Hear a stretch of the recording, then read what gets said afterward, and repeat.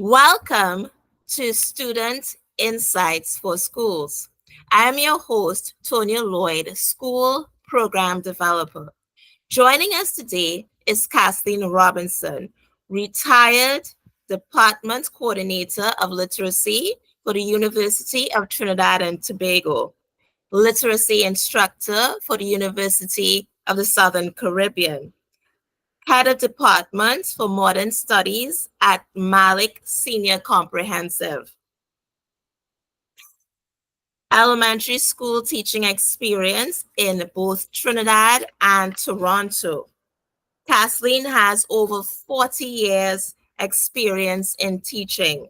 Kathleen is also the author of A Voice for the Children in the Back Row. Without further ado, I will now ask Kathleen 3 questions. Kathleen, your first question.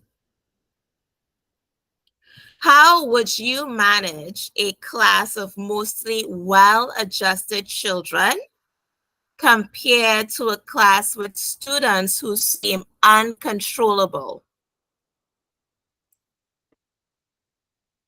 Good afternoon, Mrs. Robinson Lloyd. It's a pleasure to be with you. First, I would say that I've never had a class with only well-adjusted students and students who are not as well-adjusted. I usually get the mix, and most schools are like that. Here, we must remember that teaching on the whole is an art and science. And bearing that in mind, once you have an idea of your SMART goal, you will understand that you must apply both. In so doing, you will adjust your class, your furniture, etc., so that your students feel comfortable. I of myself will not keep my brighter or my well-adjusted students to the front. In Trinidad, that this is typical. The most intelligent ones tend to be to the front, and the students who are slow to the back. I tend to use a horseshoe shape with my furniture in circles or semicircles to divide my students. Usually I would try my best to have them divided into 2 groups. 3 sometimes, depending after my assessment. I see, well, I do have a middle group, a higher group, and a lower group. It's a lot of work doing that. Nonetheless, using the science of Maslow and Howard Gardner, Frere, you try to do that mix to know exactly how you're delivering your subject matter. Once the subject is delivered, I then go to the middle group and I break it down further, and so too with the lower group. So you can imagine my day is spent on my feet, just walking around and making sure every child gets what they ought to get in terms of the material. I used to do a lot of projects so that you would find that constructive learning is taking place with the well-adjusted students. And the lower ones, they get their projects also, but they work at a lower pace or a slower pace with less construction in their material. In other words, they are well guided by both myself and their parents. So too with the more adjusted one, as you term it. But these are the students that need to reach that level of the well-adjusted students. And then usually once per week, I would try to get them to do paired work where I have the well-adjusted students mixed with the less adjusted students so that they help control behavior and information. You have a number of strategies: round robin, telephone conversation. You're pretending that you're having a telephone conversation, only that you're writing your responses, what you have learned new, and all this takes in speaking and writing and of course, reading. So at the end of the day, I can measure my students using my SMART goal uh, ladder. I am able to see who improved and what to be done. And I am pleased with what I did at that time years ago. Yes. Yes, I'm also pleased. That's just really awesome, and I liked that even in my field as a clinical psychologist, we measure and we have our SMART goals as well. Thank you.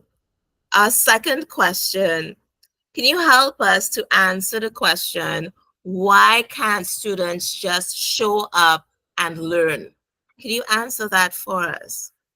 Yes, I will. But first, I will ask you, why can't teachers, some teachers, go to school and just teach?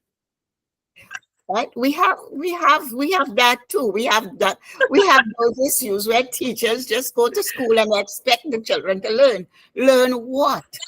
Is the environment Sure. conducive for learning?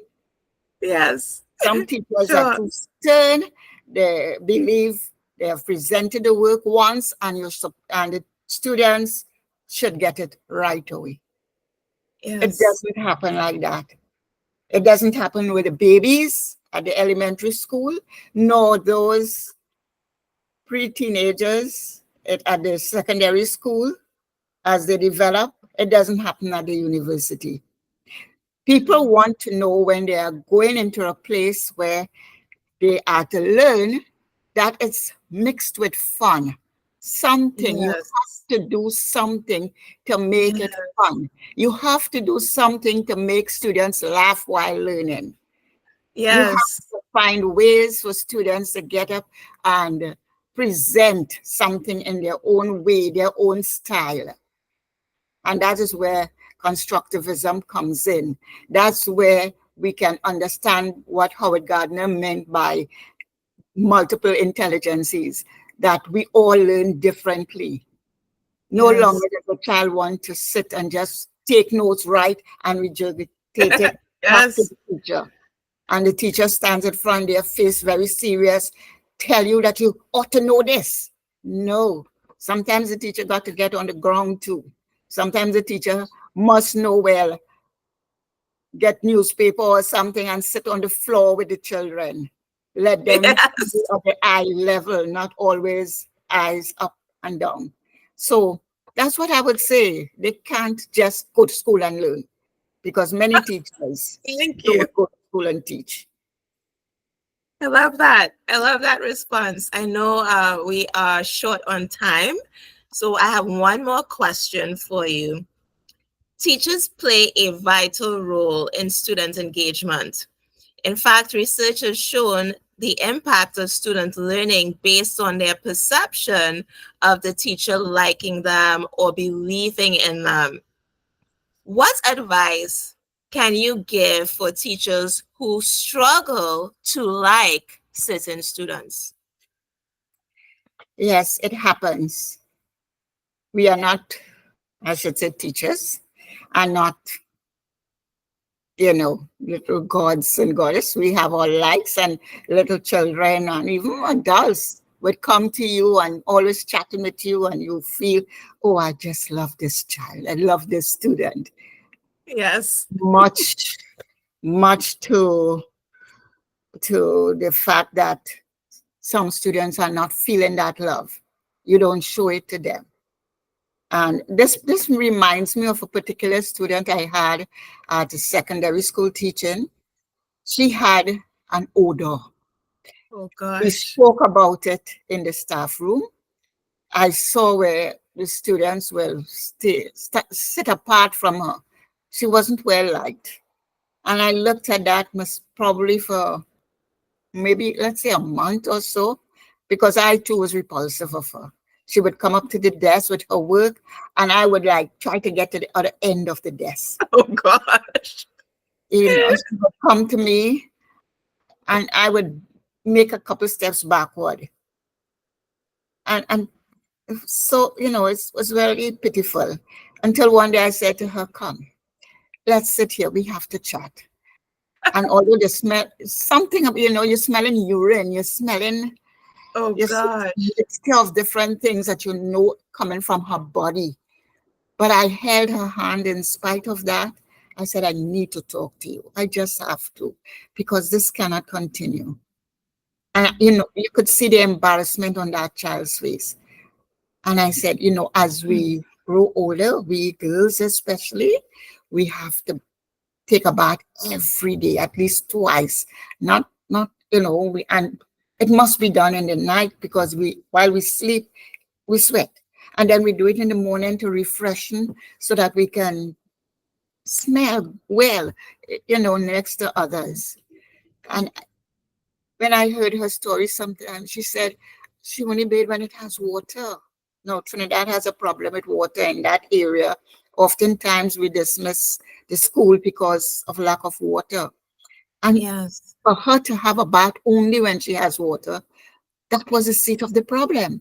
Then she Yeah. was with her grandmother, and there was, no supervision. So she put on her clothes and she comes to school. Sometimes you can see the dust of the pillow, the fiber of the pillow in her hair. And it was terrible. She said she had no deodorant, etc. Well, I told her how to use the environment.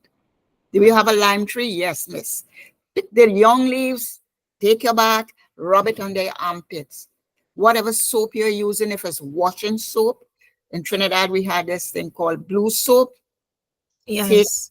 and rub your body, rub the creases. And I actually pat my behind and front so she has an idea those creases must be washed. Yes. And she was like, Oh, she she was pale in the face with oh, embarrassment. But having started, oh. I had to finish. But eventually, Yes. this other student started to integrate with her to make her part of the group because that order was taken care of. And I gifted Yes. her at some point in time. I can't remember if it was the end of the term. I gifted her a little deodorant and powder, etc., etc., and she was just all smiles. So we have to Wow. get the background of the students. They didn't ask for it, but that's what she got, Yes. and that's Yeah. what she did not know how important it was to use that water in the morning and just make sure that she has enough water for the nighttime sleep. Yes. And Wow. we're satisfied having worked with her. Yes. Yes. I just want to thank you so much, Kathleen, for being a master teacher. And I heard in your responses, you had a lot of empathy as well as you were very resourceful, when working with your students to think about the environment, to tell her to use a young lime leaf. Who would have really, thought about that? Thank you so much. I know that, yes, No, empathy, compassion, it's all there for teachers to apply. Sometimes, teachers are yeah, going through their own problems and they don't want to hear other people's problems. yes, But sure. And that, my role, as I was taught in yes, Toronto, we leave our problems at the gate if we have problems. We leave it at the gate. And I literally used to do that. Leave my problems at the gate and put on that mask of smiling and turn it on yes, to the students. And I must say yes, thanks to all those teachers and lecturers at York University. I took them with yes. me to Trinidad, and I am pleased with what I did. Thank you, Thank Mr. you. Roy. Thank you so much, Ms. Robinson. We really appreciate you. And I know that the teachers listening would also benefit from what you shared today. 40 years worth of experience. We will definitely be reaching out to you for another interview. But for today, we just wanted to ask you three questions on, how to help children adjust, get up to speed with their grades. We also wanted to ask, about how to like certain students, and you really answered those questions nicely for us. Thanks again, and we will be reaching out soon. Thank you and all the best. Thank you. Bye for now. Bye bye.